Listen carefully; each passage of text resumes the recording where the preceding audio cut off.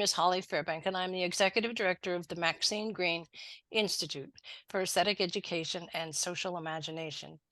And today we want to explore in this recording an interdisciplinary approach to aesthetic education planning process with two higher ed professors from Lehman College.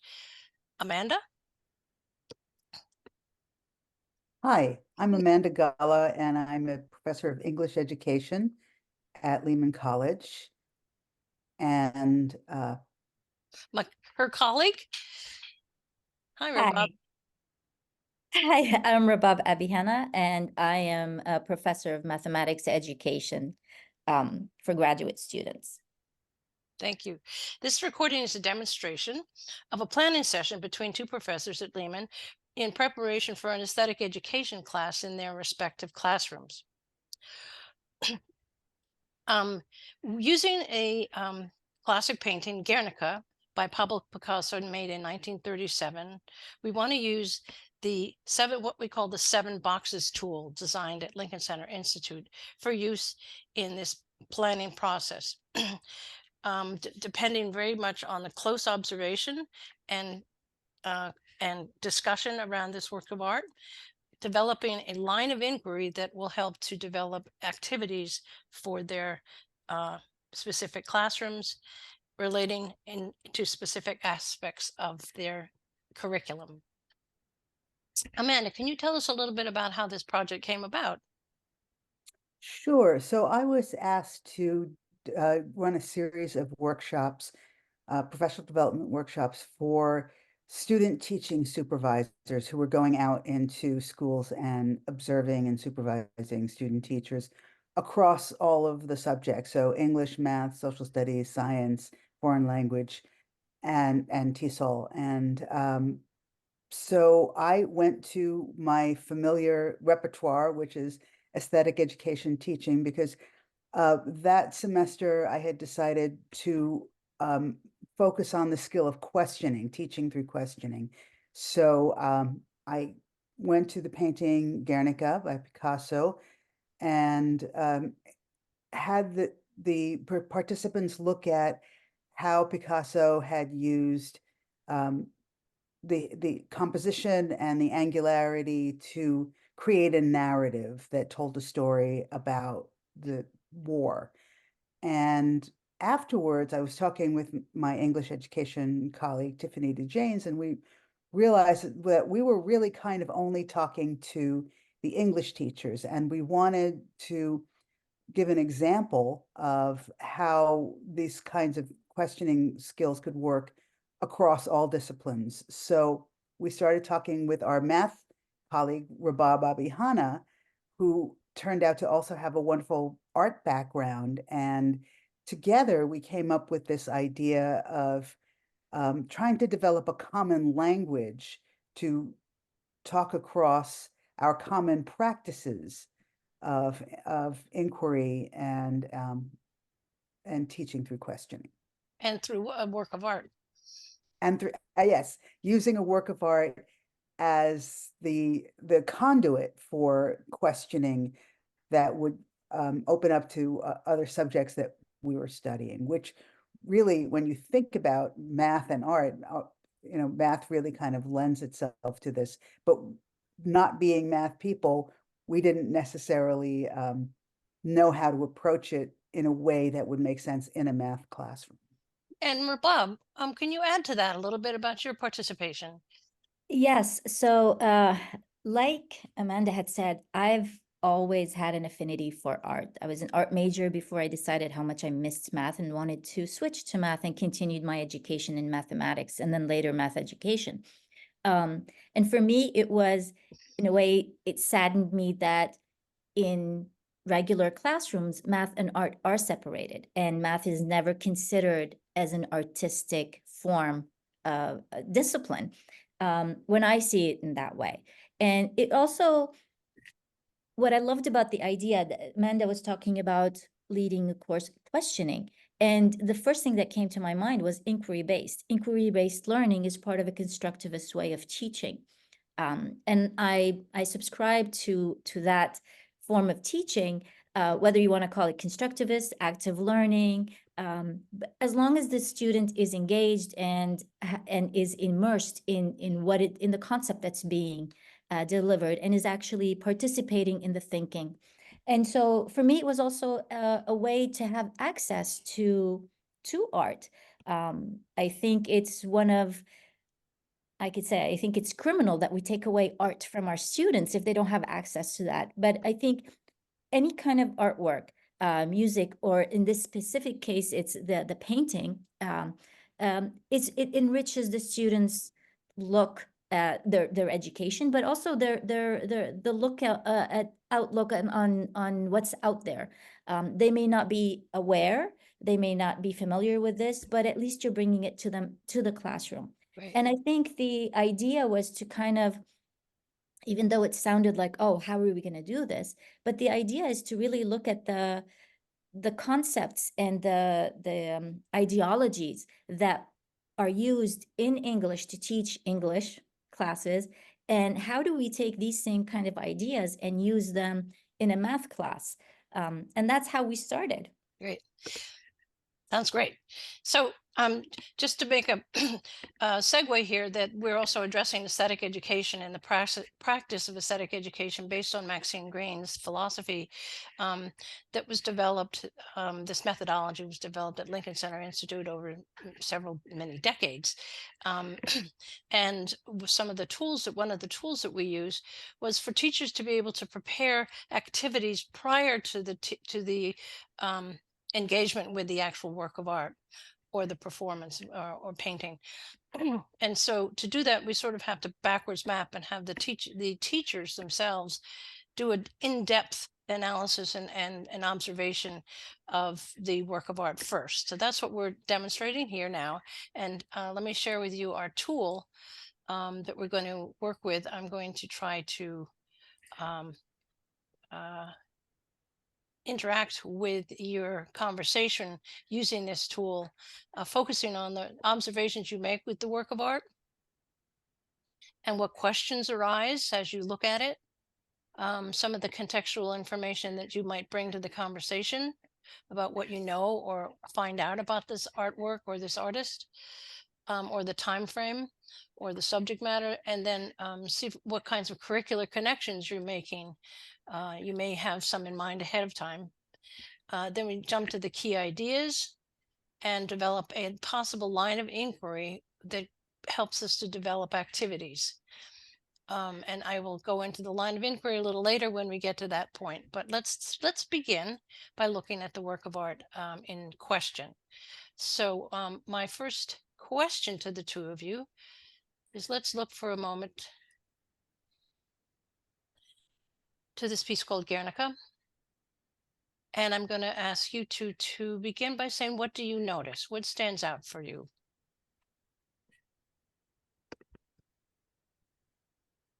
Amanda. Okay.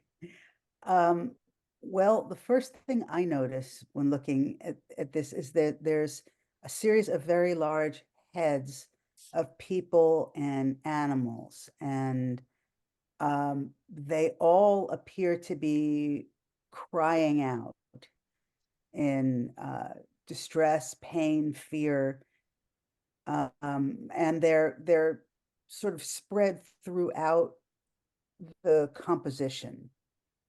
And in between, in the middle of all of that, there's some very sharp, angular, it looks like a lot of triangles. Great. Rabab, what's standing out for you first as you look at this? The interesting, when I first looked at it, the first thing I saw were shapes, geometric shapes. I saw lines, I saw triangles for sure, curves. I saw perspective. I saw two-dimensional versus three-dimensional. And the back wall, I'm looking at it and all I can think about was tessellations.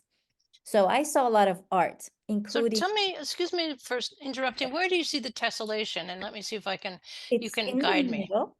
Mhm. If you look at the wall, the white or off-white wall that's behind the arm that's holding the lantern. Mhm. In the triangle, you can see that there were a lot of same shape that's being placed next to each other. These. And this is what we call a tessellation. You're taking the same shape. Of course, mind you, it has to be a polygon. So the fact that it has a little curve kind of breaks that. But Escher broke that. He's used that before, so I think we can use it here. But you can see how you're taking the same type of shape and you're moving it, juxtaposing it next to each other to create a tessellation. A And so tessellation is sort of a back and forth. a tessellation is when you're taking a same figure and you're placing it next to each other. Yes, you're covering, it's a covering. And that's what's happening. And you see it very clearly in that upper triangle. You don't see it as much in the rest of the wall. And so for me, this is that's what grabbed me first, were the math content in there. Great. So going back and forth, because you also noticed distress and pain on the faces. Yes. Absolutely. So Go ahead, would Amanda. Well, it's just really interesting to me that right away we kind of lead from our disciplines. I look and first thing I see and comment on is what's the story here? What's happening? I'm noticing the faces and what's going on and how the figure in the middle looks just kind of astonished and the mother holding the baby is wailing in agony, as is the figure below her, and the horse, where the bull just kind of looks distressed and confused, but it's all narrative. So What let me happened interrupt is by going deeper, because this is what we do in our practice. The follow-up question: what makes the bull look distressed? What about that face? It looks distressed to you. The open mouth, the disjointed placement of the eyes. So it's irregular, and there's something open mouth. There's a lot of open mouths. Right, but it doesn't look like an open mouth that's crying in pain. It just looks like more of a witness to me that is anxious and, you know, distressed by what he's seeing. Okay. And you talked about earlier on, Rabab, about perspective. Where are you talking about when you say perspective? So if I look behind the bull, it's taking you to a corner. If you look at, yes, right there, you'll see the lines, you'll see the walls coming to an intersection, and you'll see there's the ceiling above, you get that feeling. And I think that's where when we talk about drawing, perspective is where your eye is going, whether it's one point of perspective versus the 2 points of perspective. And for me, it's one part is there, the other part is on the other side of that same corner. You look at it, and it's also, and that kind of looks at symmetry. And I know I'm just looking at it from a math perspective here, but again, it's looking at these perspectives are conveying an emotion. And then my secondary impulse is to look at the suffering on all of these faces. And that comes very much, it's very clear. And the fact that it's enclosed within these walls, within these two types of figures, I guess, within that I don't want to call it a box, but it is enclosed in that room. It makes it the emotion is even more stronger, because you feel that it's the way that they're all in the middle. If you notice, everything is in the middle. It's compacted in the middle, and then it's slightly released towards the ends, towards the left and the right. And I feel like it's culminating. And So that I adds feel a level suffocated. of pressure and distress and chaos, because it's Yeah. contained. For you, the containment Can I is just actually jump in for a second? Because I'm marveling as I'm listening to you, Rabab, that as I'm listening to you talk, I'm focusing more on the mathematical rather than the obviously narrative things like facial expressions. And the more I focus on the math, the more it informs the narrative for me. Because when you were saying that, I looked at the opposite side of the painting and saw that room, that angle of the wall meeting the ceiling is mirrored on the other side. So it Mhm. really emphasizes that you are in this contained box Mm. and the kind of claustrophobia of it, and the fact that so much is happening in the center, and like an explosion, there's the chaos is spreading outward. Mhm. So talk to me a little bit about when we talk about perspective, but there's also a lot of layering or foreground background that adds to that mashup of things. And I'm thinking as a as sort of a visual impression of the foreground way down here, and then the background, these hands overlapping, but they're sort of dimensions, and yet it seems sort of flat. Do you see how it's to me? I'm wondering what you see. There is dimensionality, and yet the figures seem flat. And I've Mhm. Do you want to go for it, Amanda, or should I? Please, you go for it. Thank you. No, it's the layering of it is, again, it's when we talk about that, the perspective of what's behind, how far things are from the front, and how that changes the sizes. In this case, I agree that in the front you have this. I feel like everything else is flat except this person that's lying on the ground with some sort of broken sword or something that's coming out in grabbing that he's grabbed in his hand. Um, that's where the chaos comes for me. This is where the claustrophobia seems like everything is culminated into that, and there's a lot of pain there, a lot of running. You could see it in the face of the horse, who again has a lot of shapes from the teeth, and then some sort of something in sharp in his mouth, as if a sword, maybe it is the tip of the sword that's in his mouth. Um, Mhm. but again, you see those, you see the same type of tessellations as well in what those little lines seem to be, whether it's the hair of the horse, I guess the horse has have hair or fur, whatever, but the covering of of the body.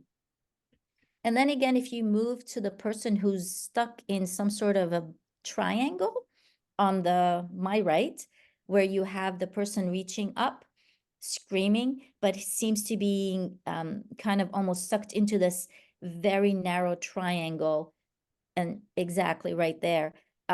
So that's also another different layer, even though they're flat, but it's giving that sense of this is a bucket of some sort, and it's just a drain, kind of draining this person in. Mhm. Um, And then so there's this I little feel, dimensional window that there's a little dimension that goes even further back. So every now and then you yes, get a sense of dimension. Um, Talk and to there's me. one right behind him, the door that I just know, every time I look at this Ah, painting, I see something new. It's fascinating to me. But behind this particular figure where they have the three triangles that look like teeth, it looks like there's a little door open. mhm, So I don't know if that's mhm. So one of the things that's right in front of us and we haven't mentioned is the use of black and white and gray. Can we talk a little bit about that and how that adds to the emotional or the geometric or the and mathematical qualities? Wh- for me, and again, I'm thinking narratively, what is that thing kind of thinking? Uh, I see when I see the gray shapes with the sort of little cross hatching, I think immediately of newsprint. And I think that the message that Picasso might be conveying with that is the idea that this is kind of ripped from the headlines art, that he is painting an image of something that had just happened in the real world. So that could be included in our questioning process. Was that, and it could we maybe do some research on the thinking that Picasso had. So that could remain a question based on your observation that it looks like maybe it reminds you of newsprint. You making a connection. Other things about the black and whiteness. for me, it was the first thing that came to mind was ratio. Ratio. This is where paint art and math really come together for me. Before I even go in, that's the first thing that I was struck by. What ratio, how much black paint do you have to put into white paint to get the different layer and different shades of gray, different shades of black, even the different shades of white? Because there really isn't, with the exception of the person screaming with the hands up, this is the whitest part. The rest of it is more like an off-white. And so for me, this was the first thing that I actually looked at, was the another math concept, ratio, and also looking at how do you, for ratio is always a difficult thing for students to understand, because and in this particular example, I think it's perfect, because depending on the amount of color that you're introducing, more or less, you're changing the atmosphere of the actual painting and of your message. Going back to what Amanda had said earlier, is really there's a narrative that they're using through the light, the shades, and all of with all of the shades. Right. I'm going to bring up one other issue. Well, there's so much to talk about that you've already brought forward before we get into making connections to curriculum, and which you've already done, is the idea of gaze. There's so many the different directions that people, these eyes. There's also a lot of eyes in here, and there's maybe possibly this one. So I'm wondering where the concept of gaze or directionality comes into the narrative, or the meaning. How does Well, that add meaning? it's interesting to me that each figure, the eyes are placed differently in each figure, and they're shaped differently in each figure. And the eyes are the windows of the soul, that often when we're looking to see what an expression, what expression is being conveyed, we look at the eyes and the mouth, and what are they doing. And that's why I came to the idea of, like, the bull is more of a witness than a victim or a perpetrator or anything, because there's a sort of well, the eyes are very human looking in the bull. And in the figure in the bottom, down where, yes, where the neck is resting on the horse's hoof, the eyes are just at completely different, impossible angles. So it suggests to me a kind of a brokenness. Whereas about this person over here, and this has got actual eyebrows to show anxiety. I was just going to go there next. Exactly. The peaked eyebrows suggests of fear and anxiety. And then the figure to the right with the upreached arms, the eyes themselves are shaped like teardrops, and the eyebrows are like a single X. And the nostrils are, and these are details I hadn't really noticed to this extent before. They're, the nostrils are also kind of teardrop shaped. I'm just going to add my own input, which may not be, but this one, because of the line upwards to the light, there's no furrowed brow. It's almost like a hope that I can, there's a different shape eye here, which almost feels like maybe I can escape or something. Again, we're just imposing, but there's just a lot of different expressions going on here, and different shaped eyes, as you said. Given that we know that this also is, and I don't have the dimensions right in front of me, but we know that this is a very large painting. I think 20 by 20 by 10. It's very large. A human person standing would come up to here. What does the scale have to do, add to the potency of this painting? Well, I can add the experience of having actually stood in front of the actual painting as a child, and it's nothing like looking at this tiny image of it. It really, the scale of it pulls you into it, that you almost feel like you are standing in the midst of this room of chaos. I think it's also, it makes you feel, you don't just witness the chaos, you feel the chaos. I just actually wanted to go back about to what Amanda was also noticing earlier about the eyes. And I just noticed this like just now. If you look at the baby in the mom's arms, the eyes are the most normal, if we can say that, compared to, and to me, when I look at those eyes, I see them there. I'm thinking of they're on the same line, horizontal line. But we know this baby is, it looks like this baby is dead. And then when we look at, in comparison to the other eyes that have, because I'm thinking of graphs and where you're placing. So for me, when I look at these eyes, I'm like, okay, in terms of, you know, where is it on a Cartesian plane in a way? Some mathematicians might look at me and say, what are you thinking? But that's how my brain works. I'm thinking of it as, where would it be in this space? So the baby is on the same horizontal line. The eyes that are, one is the horizontal of the person lying down screaming.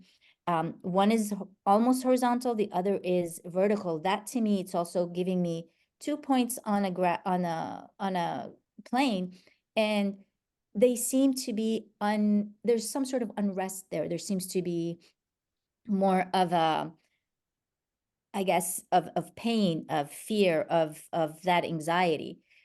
And then moving straight back to the figure that you pointed out with the frowning, with the eyebrows. If you look at the eyebrows, again, here we look at what's making, how do we look at the eyebrows, the shape of the eyebrows is very, it's like an upside down V.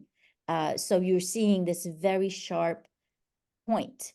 And that makes it feel like, oh, now I feel the anxiety for that. So I think it's kind of interesting how, when we talked about it a while ago, to see how the lines are also affecting how you're feeling. Whereas when you have curves, it's this, I want to say, for the lack of a better word, a smoother transition, whereas this one is just very abrupt and very in your, it's like in your face, sharp. So going to this little box here, and we could do a lot of contextual information to find out more about this painting and fill this out. I'm just wondering, specific questions. We've gathered some questions that we could ask, but also what kind of personal curricular connections you have to this. What are you thinking of when you're talking about what you're what do I both of you think is something that would be connected to your actual curriculum in this painting? Well, for me, I think of, and this goes always to the idea of a line of inquiry where you're asking, you're naming the techniques that an artist in whatever medium is using to achieve an end. And in this case, the end to me is to convey some sort of narrative, both factual and emotional reality. And so I think that, you know, in an English language arts class, we're often studying literature and writing techniques. So the idea of, in any discipline, asking, you know, what is this artist doing and how are they doing it? So in poetry, you know, it might be line breaks that you're looking at, or rhyme schemes or rhythm. But in this case, we're looking at the way he uses lines and shapes and angularity in the same way to convey a story. And, you know, the very deliberate use of, like Rabab was pointing out, the softer curved lines versus the sharp angular lines. The foreground, background, the dimensionalities, those things. Right. Yeah. So this is a way of visualizing some of the ideas that come up in literature, or making a Right. And parallel. even, you know, it's in that case, sometimes the language is the same when you think about things like composition Hmm. and tone. those work across disciplines. Mhm. And Rabab, what were you thinking in terms of what would be enlightening for your students to see this? So for me, I think real realistically, and thinking about today's math classroom, they're not going to spend an entire period on this, uh, obviously. But I think it would be an amazing experience for them to take a look at this. And as we all start, we always encourage the use of the do nows. As a do now, what do you see? What do you wonder? What are you seeing? And that, in a way, it's just bringing the student to participate without having any consequences of wrong answers. And so the student's more likely to notice certain things. One of the things I think is important for students to see and would be nice for them to see is, how is math used in art? And looking at specific concepts of line, planes, curves, looking at the concepts of two-dimensional versus three-dimensional and how that changes. Even above the door, when we look at the triangles are not perfect triangles. There's somewhat of a curve. So you see the edges are curved in a way, and they're not exactly triangles. And how does that change from the triangles that are right behind the person the three triangles behind the person screaming out? And I think it's important for the students to recognize the difference. Why is it that triangles are described in the way that this described, or other shapes are described in the same that way that they're described? But I think there's a lot of, even if we're just talking about properties, we're talking about vocabulary, it's a different way of looking at it, rather than to say, here's an exam and, So spill all that you know. it's concepts that are applicable to something that is emotionally intense, that makes that there's meaning making in a different way that you can. Is that what you're, my summating Absolutely. correctly? Absolutely, absolutely. It's just a different way. It's a different way for students to conceptualize triangles or other shapes, and be able to describe how the feeling that they put, the emotions that they put, just by the way that they're drawn. I recall at one time, Rabab, we were talking about the idea of when you enter a room that doesn't have perfect 90-degree angles, that it may be subtle enough that you're not consciously aware of what's going on, but you might feel unsettled. Mm-hmm. And that's something that, the idea that like some of the triangles are curved, and there's a kind of an offness about a lot of the shapes. So that would go, if to be blunt, that would go in some sort of personal connections. I've had this experience when I went into a room and things were a little disturbing, or not symmetrical, or felt, or if you've ever been in a crowd which has gotten a little out of hand, and Mm-hmm. people start to make exaggerated gestures. What did that feel like? Or other. um, just anyway, I think you could sort of explore in that area.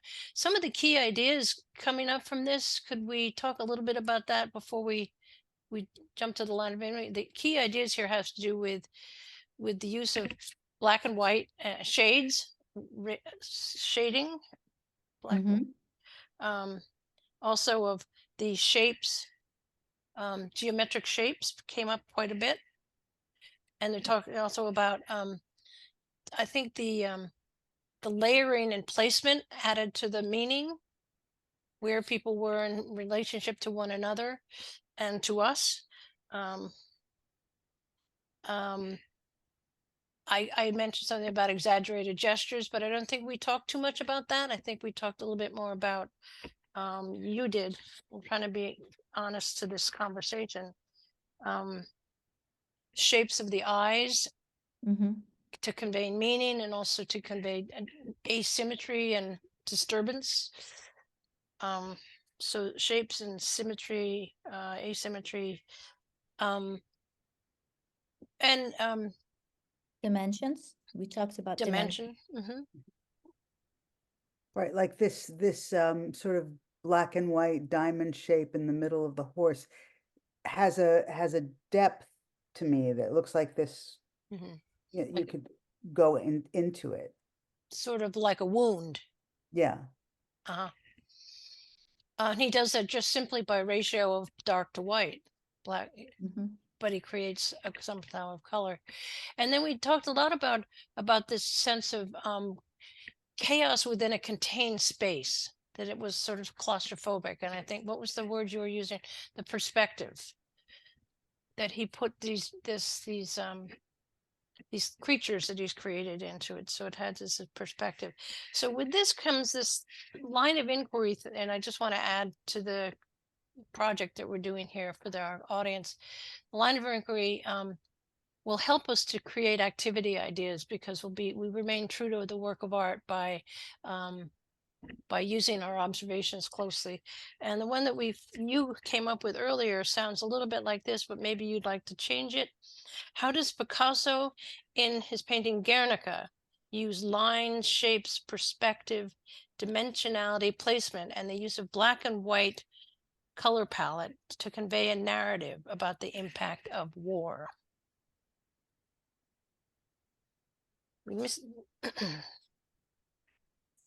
So the aesthetic, the aesthetic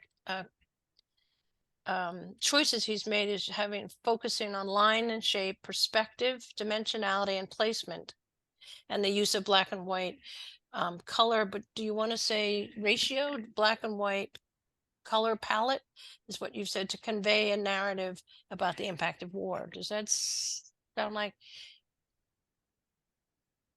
What do you think, Rabab? How would you revise that? I think I guess a palette of black and white to me would involve ratio of black and white. And a ratio of black and white color. Yeah, Okay. 'cause I think that has a lot to do with it. Okay. And So it also, mhm. it may be that he's applying specific ratios to that black and white color palette throughout the painting. And that creates these dimensionalities and perspective and shapes that we're all reading here. So that's an essential ingredient. And then to convey a narrative about the impact of war, does that certainly that's certainly that's sort of what he's aiming for here. I wonder too also that there's something about, and I'm not sure where this lands, but that there's something about the specificity of these people's agony in Guernica, and how that reaches to a larger metaphor for war. And we didn't talk too much about that, but the metaphoric aspect of it, that this is a very particular pain that he witnessed, but then he brought it to the world, and we all respond to it, even though we weren't there to that specific. I'm just bringing that up because there's something very iconic and metaphoric about this, and part of that has to do, it seems to me, with the use of these black and white ratios. Well, we know for the contextual information that he painted this in response to the bombing of Guernica, which is a small village in Basque country. And he had been asked to do a painting for this large exhibition. And he had originally said no, but then when this happened, he did this painting. And there's a story which may or may not be accurate, but it's very dramatic, where he was at the exhibition and a Nazi officer approached him and said, "Did you do this painting?" And Picasso said, "No, you did it." Thank you for that important contextual, so that it had very much specifically to do with that incident, but he made it so large that he gave the world this gift to help. Right, and it has since become an iconic symbol. If you see any part of this painting, and so many parts of it are so famous that they would be recognized outside of the context of the painting. It's like the world immediately knows what we're talking about when we see any part of this painting in any context. Thank you. So, lastly, we want to talk about how you might apply this. You mentioned that you would show this, but would you do in accordance with the aesthetic education practice that we did at Lincoln Center Institute for so long? We usually do an activity prior to seeing this, and I'm just questioning. We won't go deeply into that, but given what we've planned, do you have thoughts on how you might do an activity prior to seeing this so that it becomes based on their own personal um, experience and of their own lives before they see this? Do you have a prior activity that you might do, Rabab, for example, um, in preparation for seeing this? I think yes, I think it would be, I mean, I haven't tried it, but one thing that would be interesting to see is have students design a picture, or it doesn't, where they're using shapes to relate a feeling or an idea, or where they're using shapes and color, and that color might only be to just black and white. So that would be a one thing to do, but we're in my case, it would be more focused on how do the shapes convey what you want to let people know about your feelings. Great. Um, Terrific. And I might moderate that just because I'm moderator here, is to say that you might specifically limit it to ratios of black and white, Mm-hmm. and that you also might base your prompt on something that they themselves have experienced. So it's coming from a felt real life experience of their own, that they don't have to tell everybody, but it maybe is an image that they recall. So it doesn't have to be personally shared by everybody, but it's coming from a place of their own experience. Does that make sense? Absolutely. And just like this painting, that experience is, we're feeling it even though we weren't there. We can feel the chaos. We can feel everything that these Right. poor people are feeling, the fear, the everything, the agony, the anguish. Hmm. So yes, absolutely. It's interesting because I think that it's always, we underestimate and the power that art has Mhm. in allowing students to express themselves, or allowing people, not just students. But I feel students are more free to than when they, as adults, before they become Yeah. adults, where we restrict ourselves. But I feel like that it has a lot of power to express and also start to heal. I think that's Right. the important part. So they would look in practice, they would look at each other's um, drawings that you've assigned them to do, and talk about the shapes and the angles and whatever comes up, and then they would see this painting and have more of an insight, more dramatically, because they've just created something of their own. Absolutely. That's our philosophy of practice. Amanda, do you want to add with that? Because yeah. Yeah, actually, I have a question for Bob, and I'm just thinking about the fact that there are certain images in this. Actually, if you could pull the that away, so thank you. There are certain images that seem to be symbolic of something, like the big eye with the light bulb in it, certainly, and then right next to this. Uh, like kerosene or lantern or candle. Um, I won't presume to say that I know what those mean, but I clearly look at that and my eye is drawn to them. And I think, he's trying to tell me something here. These means something here. And then when you keep looking, there's down at the bottom, but there's the broken sword and the flower. So I'm wondering if, or Bob, it would make sense to you to also ask the students to come up with one or two symbolic images that they might include in their picture. The Uh, good. I, Mhm. I'm sorry, go ahead. No, I was just saying that might also include this geometric idea of using geometric Right. shapes. Yeah. Absolutely. And I think even if thinking about my own, how I think and how I look at things, there's certain shapes that mean something to me. Like if you draw something, it's not like, oh, a triangle means this to me all the time, Mm, but in a specific composition, that triangle will represent something. mhm, Um, and so I absolutely agree with you that I think mhm, it could be a combination of shapes mhm, that could have a deeper meaning for the students. mhm. Absolutely. And also not necessarily Right. realistic, but Yeah. shapes Right, that, like if you put a triangle on top of a square, that's kind of the universal symbol for a house. Hmm. And you could do the same, like asking the students to create that symbolic image in these abstract geometric ways. S- Hmm. Now I'm going to jump in because we're finishing up here, but I'm thinking about the after activity, the reflective activity after they see this. We could go deeper by analyzing, responding to this by doing some theoretical measuring or talking about angles or trying to apply vocabulary just as you did in your planning. Didn't you think that your students could apply?